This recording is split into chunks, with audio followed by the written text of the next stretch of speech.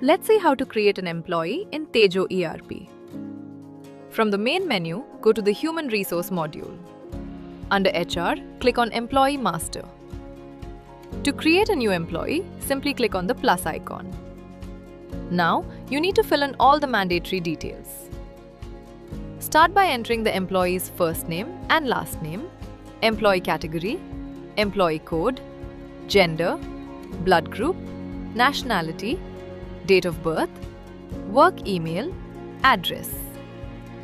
After entering these details, move to the left side of the screen and fill in the company-related information such as country, state, district, HR location, shift department, employee role. Next, select the applicable weekly off or holiday settings for the employee.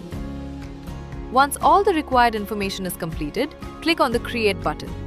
Your employee has now been created successfully. You can now generate and provide the employee's ID and password. Now, let's see how to create an employee ID and password. From the ERP dashboard, go to the Human Resource module. Under HR, click on User Master. To create a new user ID and password, click on the plus icon. Next, select the employee that you previously created. After selecting the employee, choose the appropriate role from the Role and Permission module.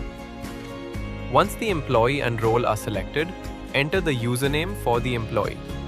Then, set the password that the user will use to log into the ERP system. After entering all the details, click on the Create button. Your user ID and password have now been created successfully. The employee is now ready to log into their ERP account. Thank you.